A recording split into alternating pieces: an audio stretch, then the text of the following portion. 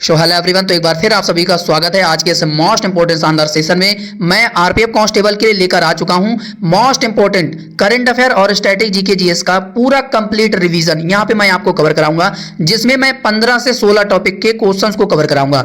तो प्रमुख योजनाएं, महत्वपूर्ण दिवस, पुरस्कार, सम्मान, ऑपरेशन स्पोर्ट, रैंक इंडेक्स, सैन्य अभ्यास, प्रमुख त्योहार, 2011 जनगणना, पंचवर्षीय योजना, प्रमुख लेखक, आंदोलन, बायोलॉजी, फिजिक्स और हिस्ट्री, पॉलिटी की most important questions in topic के कवर कराने वाला हूं। तो वीडियो को शुरू से लेकर अंत तक जरूर देखिएगा, क्योंकि वो ऐसे टॉपिक हैं जो एग्जाम में पूछे जाते हैं और हर बार पूछे जाते हैं। तो यहाँ पे आपके सामने पहला क्वेश्चन बनेगा कि किसने जानवरों के बचाव, उपचार, देखभाल और पुनर्वास के लिए वनतारा पहल को शुरू किया है। तो किसने शुरू किया है? रेलवे आरपीएफ कांस्टेबल के लिए मोस्ट इंपोर्टेंट ये क्वेश्चंस बनेगा। तो राइट आंसर हो जाएगा रिलायंस फाउंडेशन के द्वारा इस वनतारा पहल को शुरू किया गया है। जानवरों के बचाव, उपचार, देखभाल और पुनर्वास के लिए वनतारा योजना को शुरू किया गया है। इस पहल को शुरू किया गया, किसने शुरू किया है? रिलायंस फाउंडेशन ने, अनंत अंबानी ने। आप यहाँ पे इनका फोटो भी देख पा रहे होंगे, अनंत अंबानी जी, जो कि इनके द्वारा वनतारा पहल को शुरू किया गया है जानवरों के बचाव व देखभाल के लिए। तो ये मोस्ट इंपोर्टेंट, काफी ज्यादा इंपॉर्टेंट क्वेश्चंस है, ये याद रखना। तो आपको मैं हर एक करंट अफेयर से जुड़ा इमेज भी दिखाते हुए चलूंगा, जिससे कि आपको क्वेश्चंस एग्जाम तक याद हो सके, क्योंकि 2 मार्च से आरपीएफ कांस्टेबल का एग्जाम स्टार्ट है। तो मैं ये चाह रहा हूं कि आपसे कोई भी क्वेश्चंस स्टैटिक जीके के हो या जीएस के हो या करंट अफेयर्स के हो, छूटे ना, आप सब पढ़कर जाएं, वो सब क्वेश्चंस पढ़कर जाएं जो एग्जाम में पूछे जाते हैं। तो आप यहाँ पे इमेज भी देख पा रहे होंगे कि रिलायंस फाउंडेशन ने हाथियों के बचाव के लिए शुरू किया है वनतारा पहल। तो इस तरीके से आप इमेज भी याद रखेंगे तो क्वेश्चंस आपको लंबे समय तक याद रहेगा। और यहाँ पे मैं बता दूं कि करंट अफेयर और स्टैटिक जीके जीएस के क्वेश्चंस का मिसअप रहेगा। अगर एक भी करंट अफेयर्स के आएंगे तो बीच में हो सकता है कि स्टैटिक जीके जीएस के क्वेश्चंस भी आपको देखने को मिलेगा। तो अगला क्वेश्चन बनेगा कि 1950 में किसकी अनुशंसा पर पहली प्राक्कलन समिति गठित हुई थी? तो किसकी अनुशंसा पर पहली प्राक्कलन समिति जो है गठित हुई थी? तो सर इसका राइट आंसर हो जाएगा जॉन मथाई। तो ऑप्शन ए इसका राइट आंसर हो जाएगा। एग्जाम के लिए इंपॉर्टेंट है और एक्स्ट्रा जानकारी भी आप देखते हुए चलना है, जिससे कि आपको रिलेटेड क्वेश्चंस भी याद हो सके।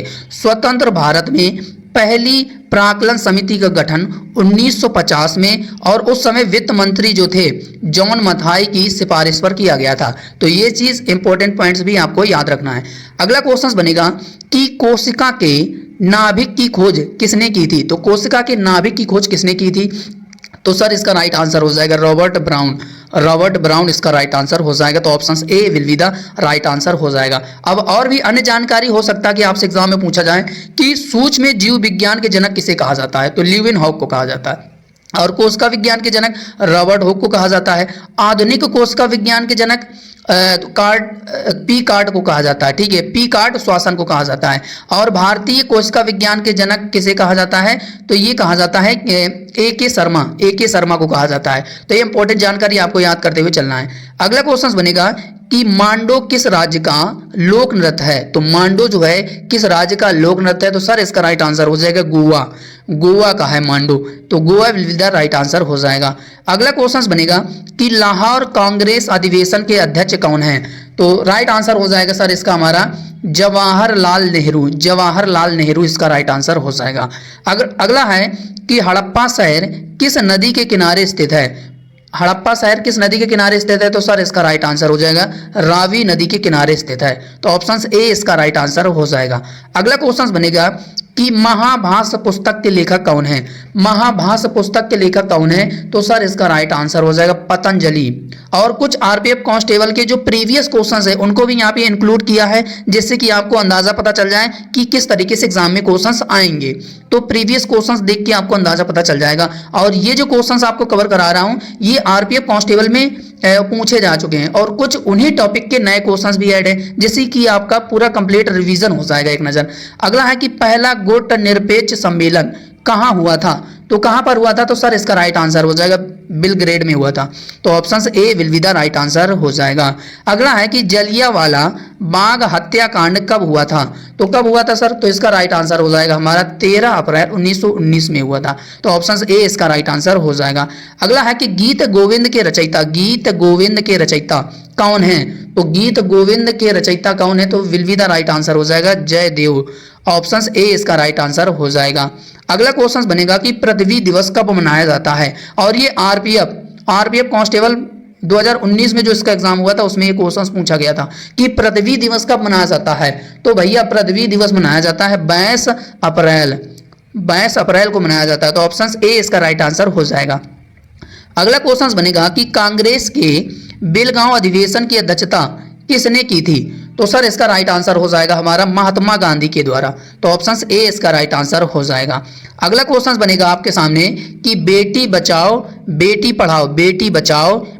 पढ़ाओ अभियान को कब शुरू किया गया था? और रेलवे के एग्जाम में जो स्कीम से जुड़े क्वेश्चंस होते हैं, योजनाओं से जुड़े, उसमें ये पूछा जाता है कि कब शुरू की गई थी या किस राज्य में शुरू की गई थी। तो ऐसे इस तरीके से क्वेश्चंस पूछे जाते हैं। तो उसी के पॉइंट ऑफ व्यू से जिस तरीके से प्रीवियस क्वेश्चंस आए हैं उसी के हिसाब से मैं यहाँ पे आपको कवर कराऊंगा। ठीक है, तो वीडियो को शुरू से लेकर अंत तक जरूर देखिएगा क्योंकि आपके लिए मोस्ट इंपॉर्टेंट ये वीडियो मैं लेकर आया हूँ जिससे कि आपको एग्जाम में हेल्प मिलेगी। तो ऑप्शन ए इसका राइट आंसर हो जाएगा कि बेटी बचाओ बेटी पढ़ाओ अभियान को 22 जनवरी 2015 को शुरू किया गया था। तो option A will be the right answer हो जाएगा। अगला है कि गदर पार्टी के सह संस्थापक कौन थे? तो कौन थे? तो सर इसका राइट आंसर हो जाएगा हमारा लाला हरदयाल इसका राइट आंसर हो जाएगा। अगला क्वेश्चन बनेगा कि आर्यभट्ट उपग्रह को कब लॉन्च किया गया था? तो कब लॉन्च किया गया था? तो सर इसका राइट आंसर हो जाएगा 19 अप्रैल 1975 में इसको लॉन्च किया गया था आर्यभट्ट उपग्रह। तो ऑप्शन बी इसका राइट आंसर हो जाएगा। अगला क्वेश्चन बनेगा आपके सामने जनगणना से एक प्रश्न फिक्स होता है। कोई भी एग्जाम दो आप ऑल इंडिया में कि एक प्रश्न फिक्स होता है कि जनगणना से आता ही आता है। तो यहाँ पे क्वेश्चंस बनेगा कि 2011 की जनगणना के अनुसार भारत की महिला साक्षरता दर कितनी है? तो कितनी है? तो सर इसका राइट आंसर हो जाएगा 64.6%। तो ऑप्शन ए इसका राइट आंसर हो जाएगा। तो ए इसका राइट आंसर हो जाएगा। चलिए अगला क्वेश्चन बनेगा आपके सामने कि पुलवामा आतंकी हमला कब हुआ था? तो सर इसका राइट आंसर हो जाएगा 14 फरवरी 2019 को। तो ऑप्शन ए इसका राइट आंसर हो जाएगा। तो ये आपको याद रखना है। अगला क्वेश्चन बनेगा कि द गॉड ऑफ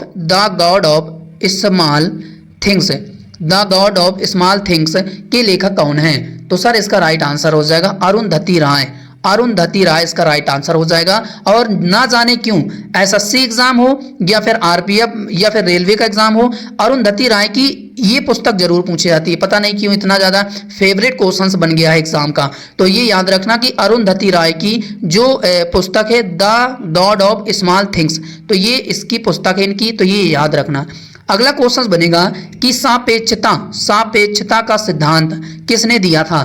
तो किसने दिया था? तो सर इसका राइट आंसर हो जाएगा दादा भाई नौरोजी। तो ऑप्शन ए इसका राइट आंसर हो जाएगा।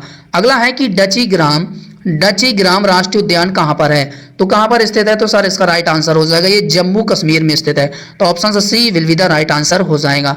अगला है कि साइमन कमीशन भारत कब आया था? तो साइमन कमीशन की अगर हम लोग बात करें तो आप सभी को पता होगा, जिनको नहीं पता है तो 3 फरवरी 1928 को आया था साइमन कमीशन। तो option A will be the right answer हो जाएगा। अगला है कि गांधी सागर बांध कहाँ स्थित है? तो सर इसका राइट आंसर हो जाएगा ये मध्य प्रदेश में स्थित है। तो option A will be the right answer हो जाएगा। पहली बार भारत में रेल कब शुरू की गई थी? तो कब शुरू की गई थी? तो सर इसका राइट आंसर हो जाएगा 16 अप्रैल 1853 को। तो option A will be the right answer हो जाएगा। अगला है कि खिलाफत आंदोलन का नेतृत्व किसने किया था? तो मोहम्मद अली और शौकत अली बंधुओं ने किया था। तो ए और बी उपर्युक्त दोनों इसके राइट आंसर हो जाएगा, ए और बी। तो option C will be the right answer हो जाएगा। अगला क्वेश्चन बनेगा कि अंतर्राष्ट्रीय योग दिवस कब मनाया जाता है? तो अंतर्राष्ट्रीय योग दिवस कब मनाया जाता है? तो सर इसका राइट आंसर हो जाएगा 21 जून को मनाया जाता है। 21 जून इसका राइट आंसर हो जाएगा। अगला है कि बचपन बचाओ आंदोलन का नेतृत्व किसने किया था? तो किसने किया था? तो सर इसका राइट आंसर हो जाएगा कैलाश सत्यार्थी। तो option B will be the right answer हो जाएगा। अगला क्वेश्चन बनेगा आपके सामने कि भद्रा वन्य जीव अभ्यारण्य कहाँ पर है? तो भद्रा वन्य जीव अभ्यारण्य की अगर हम लोग बात करें तो सर ये कर्नाटक में है। तो कर्नाटक से याद रखना भद्रा वन्यजीव अभ्यारण्य। अगला क्वेश्चन बनेगा कि इलेक्ट्रॉन की खोज किसने की थी? इलेक्ट्रॉन की खोज किसने की थी? तो सर इसका राइट आंसर हो जाएगा जे थॉमसन। तो ऑप्शन ए इसका राइट आंसर हो जाएगा। चलिए अगला क्वेश्चन बनेगा आपके सामने कि गरीबी हटाओ का नारा किसने दिया था? तो गरीबी हटाओ का नारा किसने दिया था? तो इंदिरा गांधी इसका राइट आंसर हो जाएगा। इंदिरा गांधी इसका राइट आंसर हो जाएगा कि गरीबी हटाओ का नारा इंदिरा गांधी ने दिया था। तो option A will be the right answer हो जाएगा। अगला क्वेश्चन बनेगा आपके सामने कि प्रधानमंत्री फसल बीमा योजना को कब शुरू किया गया था? तो कब शुरू किया गया था प्रधानमंत्री फसल बीमा योजना को? तो 2016 में से शुरू किया गया था। तो ऑप्शन से बी इसका राइट आंसर हो जाएगा। अगला क्वेश्चन बनेगा आपके सामने कि राष्ट्रीय मानवाधिकार आयोग किस मंत्रालय के अंतर्गत आता है? तो सर इसका राइट आंसर हो जाएगा ये आता है गृह मंत्रालय के अंतर्गत। तो ऑप्शन बी इसका राइट आंसर हो जाएगा।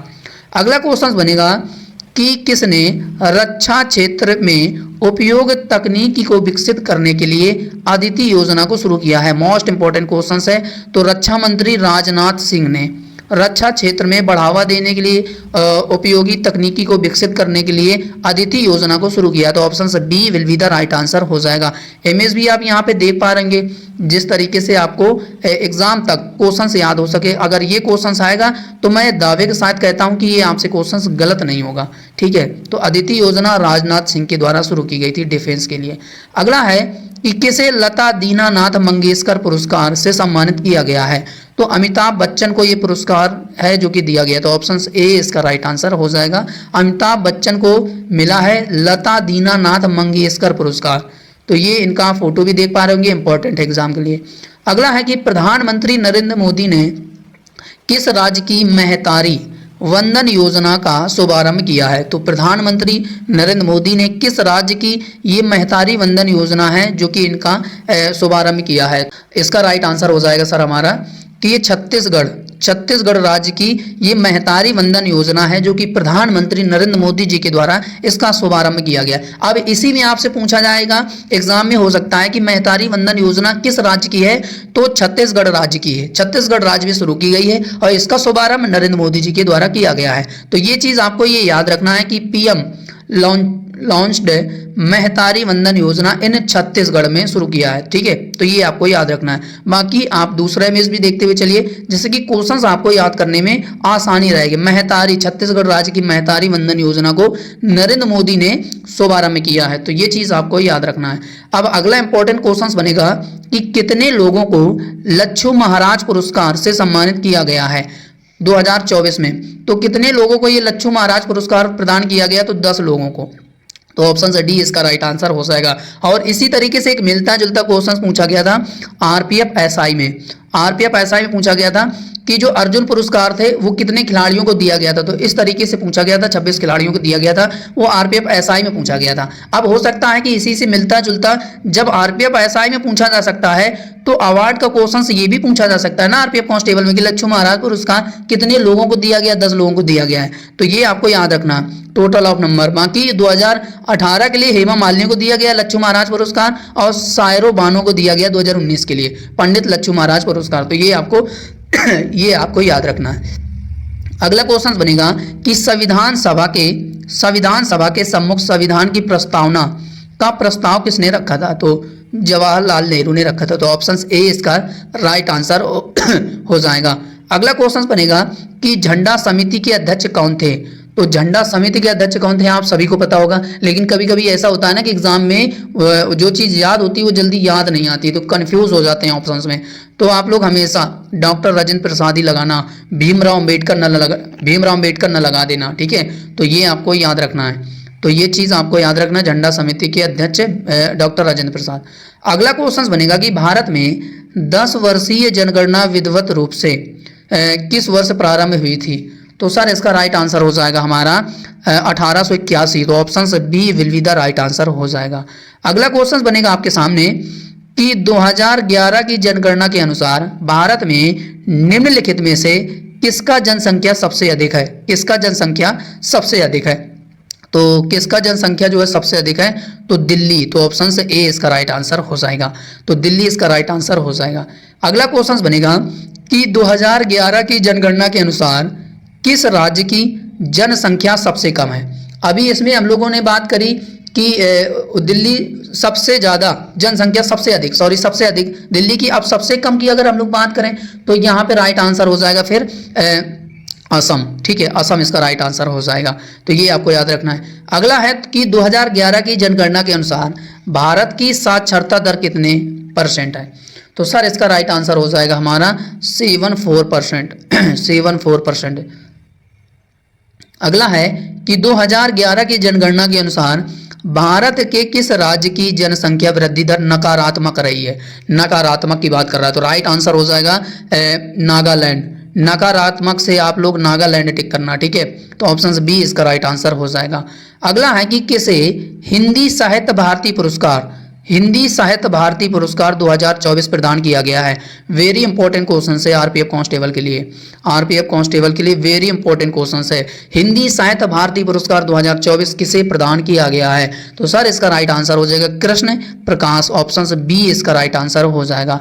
तो हिंदी साहित्य में भारतीय पुरस्कार कृष्ण प्रकाश को ये प्रदान किया गया है 2024 का। तो आप इनका इमेज भी देख लेंगे तो इमेज से आपको क्वेश्चंस याद हो रहेगा।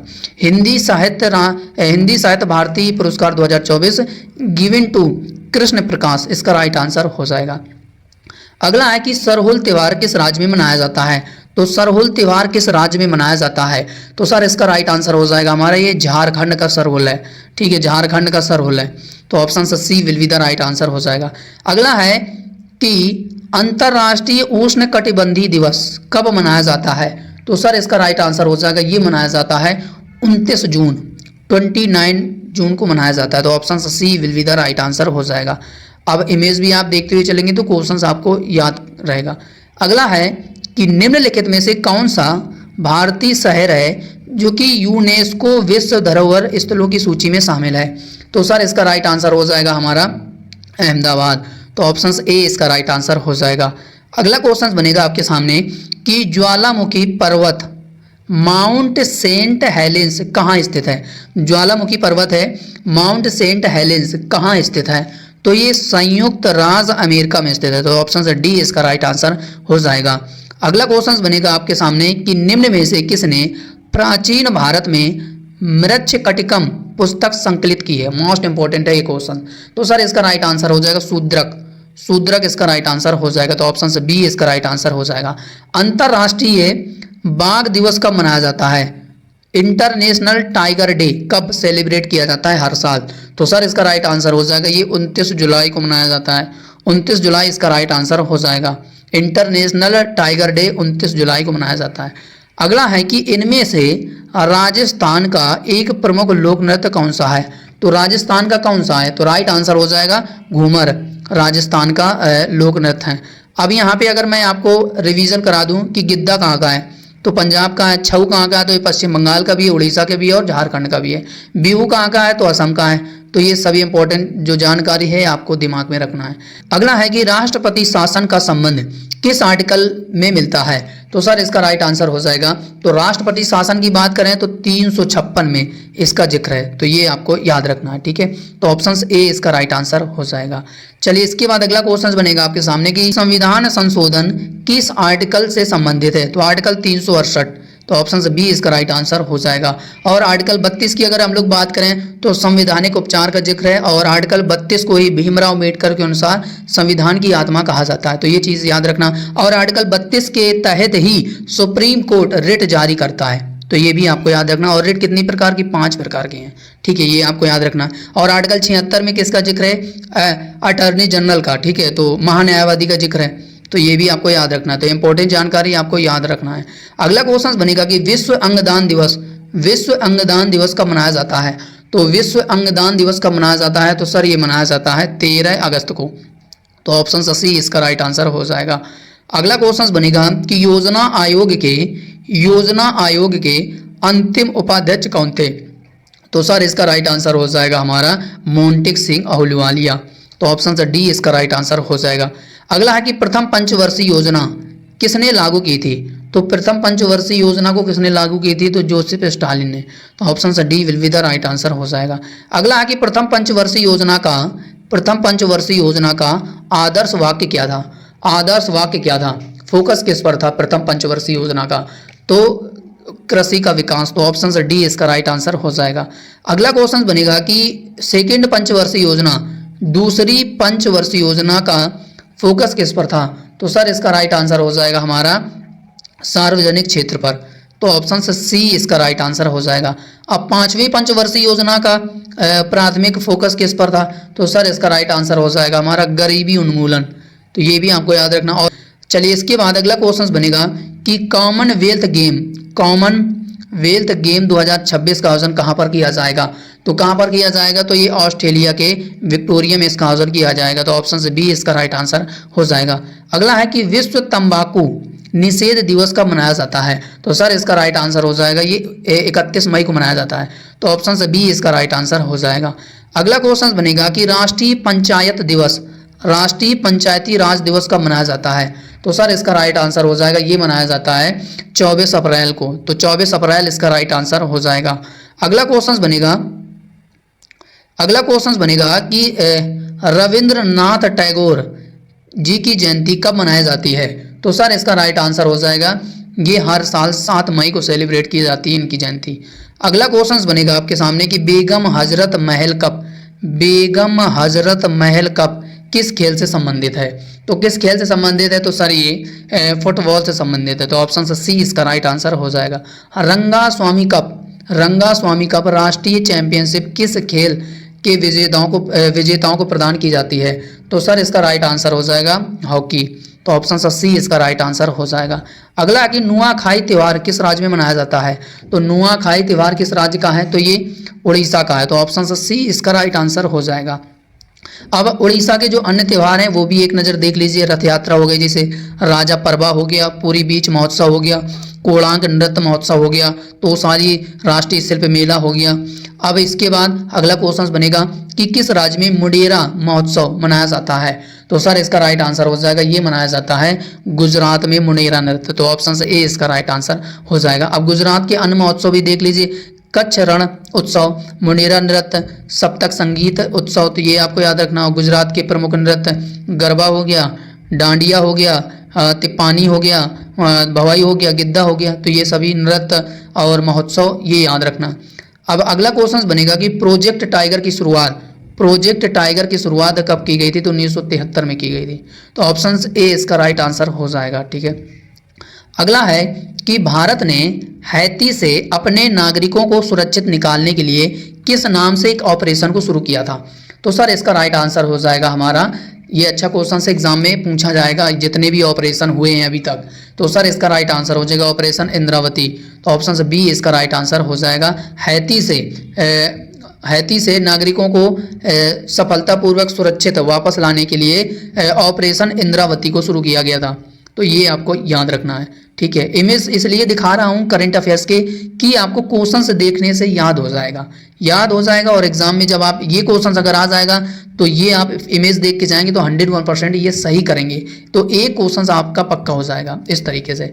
अगला है कि दुनिया का सबसे शुष्क रेगिस्तान है। तो दुनिया का सबसे शुष्क रेगिस्तान है तो कौन सा है? तो अटाकामा रेगिस्तान। तो ऑप्शन से B will be the right answer हो जाएगा। चलिए इसके बाद अगला है कि लाल शैवाल को और किस नाम से जाना जाता है? तो लाल शैवाल को और किस नाम से जाना जाता है? तो रोडोफेसी कहा जाता है। तो ऑप्शन ए इसका राइट आंसर हो जाएगा। एटलस पर्वत कहाँ स्थित है? तो सर इसका राइट आंसर हो जाएगा ये अफ्रीका महाद्वीप में है एटलस पर्वत। तो ऑप्शन से बी इसका राइट आंसर हो जाएगा।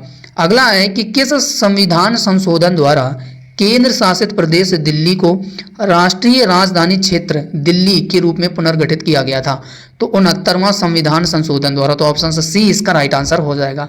अगला क्वेश्चन बनेगा आपके सामने कि गडजात पहाड़ियां किस राज्य में स्थित हैं? और इसका जो पीडीएफ है आपको टेलीग्राम चैनल पर मिल जाएगा, जो कि वीडियो के डिस्क्रिप्शन बॉक्स पर टेलीग्राम चैनल का लिंक लगा है। तो वहां से उस चैनल को ज्वाइन करिए, टेलीग्राम चैनल को, और एक नज़र एग्जाम से पहले और पीडीएफ को देखकर जरूर जाना, क्योंकि आपको खुद ही स्टार्टिंग में लगा होगा जितने टॉपिक मैं कंप्लीट करा रहा हूं वो सभी टॉपिक के क्वेश्चंस हैं जो कि यहां पे मैं आपको रिवीजन करा रहा हूं। अब इससे अलग कोई टॉपिक थोड़ी आएंगे, बस यही टॉपिक के क्वेश्चंस पूछे जाएंगे। तो इसका राइट आंसर हो जाएगा गडजात पहाड़ियां किस राज्य में है? तो किस राज्य में है सर? तो इसका राइट आंसर हो जाएगा हमारा ये उड़ीसा। उड़ीसा इसका राइट आंसर हो जाएगा। तो ऑप्शन बी इसका राइट आंसर हो जाएगा। यानी कि गडजात पहाड़ियां भारत के उड़ीसा और झारखंड राज्यों में स्थित है। ये पहाड़ियां पूर्वी घाट क्षेत्र का हिस्सा जो है 382 किलोमीटर तक ये पहाड़ियां जो है फैली हुई हैं। तो ये आपको याद रखना। अब उड़ीसा की जगह झारखंड अगर दे देगा तो उपर्युक्त ए और बी ऑप्शंस में जरूर देगा, तो वो भी टिक करना। अगर ये नहीं है तो फिर ये होगा। तो इस तरीके से आपको ये याद रखना है। अगला है कि मूल संरचना सिद्धांत का निर्माण डैश के ऐतिहासिक निर्णय के आधार पर किया गया था? तो केशवानंद भारती केस के आधार पर ये मूल संरचना सिद्धांत का निर्माण किया गया था। तो ऑप्शन ए इसका राइट आंसर हो जाएगा। अगला है कि फार्मोसा जल संधि किसके किसके बीच है? तो किसके किसके बीच है फार्मोसा जल संधि? तो ये चीन और ताइवान के बीच है। ठीक है, तो ऑप्शन ए इसका राइट आंसर हो जाएगा। अगला है कि तुलनात्मक लागत का सिद्धांत किसने दिया था? तो किसने दिया था? तो सर इसका राइट आंसर हो जाएगा डेविस रिकार्डो ने दिया था। बाकी सेशन अगर अच्छा लग रहा हो, कंटेंट आपको बेहतरीन लग रहे हो, तो सेशन को लाइक जरूर करिएगा, और पहली बार चैनल में जुड़े हैं तो चैनल को सब्सक्राइब जरूर करके जाइएगा। तो ऑप्शन बी इसका राइट आंसर हो जाएगा। अगला क्वेश्चन बनेगा आपके सामने कि भारत की पहली औद्योगिक नीति कब घोषित की गई थी? तो कब घोषित की गई थी? तो सर इसका राइट आंसर हो जाएगा 1948 में घोषित की गई थी। तो ऑप्शन ए इसका राइट आंसर हो जाएगा। अगला है कि इबादत खाना कहाँ स्थित है? इबादत खाना कहाँ स्थित है? तो सर इसका राइट आंसर हो जाएगा फतेहपुर सिकरी। तो ऑप्शन ए इसका राइट आंसर हो जाएगा। यानी कि जो इबादत खाना है ये फतेहपुर सीकरी में स्थित है, और ये एक प्रार्थना कक्ष था। ठीक है, और मुगल सम्राट जो थे अकबर 1575 में इसे बनवाया था, और अकबर ने दीन ए इलाही की शुरुआत भी की थी। तो ये भी जो एक्स्ट्रा जानकारी है आपको याद करते हुए चलना है। अगला है कि राष्ट्रकूट राजवंश की स्थापना किसने की थी? तो राष्ट्रकूट राजवंश की स्थापना जो की गई थी दंती दुर्गों के द्वारा। तो ऑप्शन ए इसका राइट आंसर हो जाएगा। अगला है कि किसके द्वारा अगस्त प्रस्ताव लाया गया था? तो किसके द्वारा अगस्त प्रस्ताव लाया गया था? तो सर इसका राइट आंसर हो जाएगा लिलितगो के द्वारा। तो ऑप्शन सी इसका राइट आंसर हो जाएगा। यानी कि अगस्त प्रस्ताव जो है वो 8 अगस्त 1940 को लाया गया था, और उस समय जो वायसराय थे लिलितगो थे, और इन्होंने शिमला में अगस्त प्रस्ताव को पेश किया था। तो ये भी याद रखना, इंपॉर्टेंट पॉइंट्स हैं। अगला है कि संविधान सभा के लिए गठित मंत्रियों की दल की अध्यक्षता किसने की थी? तो सर इसका राइट आंसर हो जाएगा हमारा जवाहरलाल नेहरू। तो ऑप्शन ए इसका राइट आंसर हो जाएगा। अगला क्वेश्चन बनेगा कि अलाई दरवाजा किसने बनवाया था? तो अलाई दरवाजा को किसने बनवाया था? तो राइट आंसर हो जाएगा अलाउद्दीन खिलजी। तो ऑप्शन बी इसका राइट आंसर हो जाएगा। नहीं, इसका एक डायलॉग है कि वो हर एक चीज़ जिसमें अलाउद्दीन खिलजी का हक है, तो ये डायलॉग बोलता है। तो अलाई दरवाजा अलाउद्दीन खिलजी ने बनवाया था। चलिए, इसके बाद अगला क्वेश्चन बनेगा आपके सामने कि स्वर्ण क्रांति किससे संबंधित है? स्वर्ण क्रांति जो है किससे संबंधित है? तो सर इसका राइट आंसर हो जाएगा ये शहद से। तो ऑप्शन बी इसका राइट आंसर हो जाएगा। अगला है कि प्रसिद्ध पुस्तक मालविकाग्नि मित्र किसके द्वारा लिखा गया है? और ये काफी बार एग्जाम में पूछा गया है, एसएससी रेलवे सब में पूछा गया है ये क्वेश्चन। मालविकाग्नि किसके द्वारा लिखी गई है? तो सर इसका राइट आंसर हो जाएगा कालिदास। तो ये क्वेश्चन अगर आएगा तो आपसे गलत नहीं होगा, सही होगा। तो ऑप्शन ए इसका राइट आंसर हो जाएगा। अगला है कि बौस जल संधि किसको अलग करती है? तो सर इसका राइट आंसर हो जाएगा ये ऑस्ट्रेलिया और तस्मानिया। तो ऑप्शन ए इसका राइट आंसर हो जाएगा। सूर्य में वातावरण का 72 परत को क्या कहा जाता है? तो सर इसका राइट आंसर हो जाएगा आभा मंडल इसका राइट आंसर हो जाएगा। चलिए, इसके बाद अगला है कि भारतीय वायुसेना द्वारा कहां पर देश का सबसे बड़ा हवाई सैन्य अभ्यास गगन शक्ति 2024 आयोजित किया गया है? तो कहां पर किया गया है? तो सर इसका राइट आंसर हो जाएगा, ये किया गया है राजस्थान। तो ऑप्शन ए इसका राइट आंसर हो जाएगा। अब आप यहाँ पे इसका फोटो भी देखिए, 1 अप्रैल 2024 को शुरू किया गया था। कहाँ पर? राजस्थान। ठीक है, तो ये चीज़ आपको याद रखना है। अगला है कि भारत, मालदीव और श्रीलंका के बीच होने वाले युद्ध अभ्यास दोस्ती का आयोजन कहाँ पर किया गया है 2024 में? तो ये 2024 का, तो कम से कम 1 साल के अंदर का करंट अफेयर्स आपको पढ़कर जाना होता है। तो ये जो दोस्ती है इसका आयोजन कहाँ पर किया गया है 2024 में? तो सर इसका राइट आंसर हो जाएगा मालदीव में किया गया है। कौन कौन से देश इसमें पार्टिसिपेट करते हैं? तो भैया इंडिया हो गया, मालदीव हो गया और श्रीलंका हो गया। ठीक है, इन तीनों के बीच होने वाला युद्ध अभ्यास दोस्ती का आयोजन किया गया मालदीव में 2024 में। तो ऑप्शन सी इसका राइट आंसर हो जाएगा। इमेज भी आप देखते हुए चलिए, जिससे कि क्वेश्चन आपको याद करने में आसानी रहेगा। अगला है कि सागर कवच 2024 नामक 2 दिवसीय तटीय सुरक्षा अभ्यास कहां पर आयोजित किया गया है? तो सर इसका राइट आंसर हो जाएगा, ये किया गया है लक्षद्वीप समूह में। तो ऑप्शन ए इसका राइट आंसर हो जाएगा। ठीक है, तो ये चीज आपको याद रखना है। अब इसके बाद आपसे स्टैटिक पार्ट में जो 10 डिग्री चैनल है वो अंडमान और निकोबार द्वीप को अलग करता है, तो ये भी आपको याद रखना है।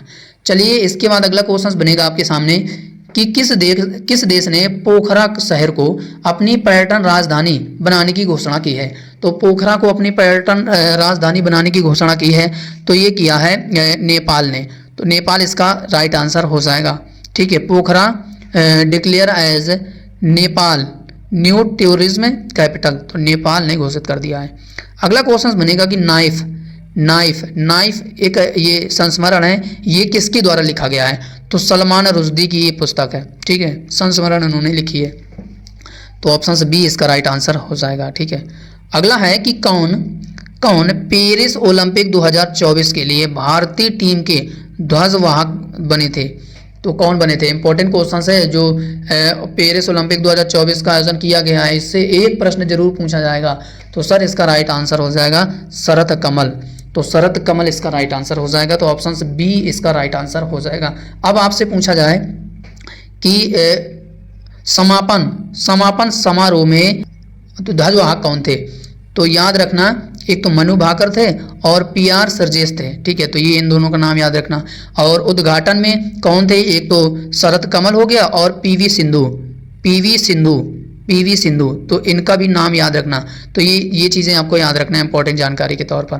तो यहाँ पे आप देख लीजिए, सेव द मिशन के लिए PV सिंधु को अपॉइंट किया गया है। ठीक है, यहाँ पे ये ऑलरेडी इमेज में लिखा हुआ है, इसलिए कहता हूँ कि इमेज फोकस करते हुए चलेंगे तो इमेज में भी आपको एक्स्ट्रा जानकारी भी मिल जाएगी। अब देखो, अब जो पेरिस ओलंपिक 2024 का आयोजन किया गया था उसका मस्कट क्या था? अब आपसे पूछा जा सकता है ना। तो फ्रेजेस इस तरीके से मस्कट था, एक टोपी तरीके का। ठीक है, ये फ्रेजेस इसका मस्कट था पेरिस ओलंपिक 2024 का। तो ये आपको याद रखना है। अगला है कि कौन सा देश जापान को पीछे छोड़ते हुए विश्व का तीसरा सबसे अधिक सौर ऊर्जा उत्पादक देश बन गया है? तो जापान को पीछे छोड़ते हुए विश्व का तीसरा सौर ऊर्जा उत्पादक देश बना है, तो ये भारत बना है। तो option C will be the right answer हो जाएगा। तो ये चीज़ आपको याद रखना है। इमेज भी आप देखते हुए चलिए, India becomes world's the 3rd largest solar power generator overtake किसको पीछे छोड़ते हुए? जापान को पीछे छोड़ते हुए।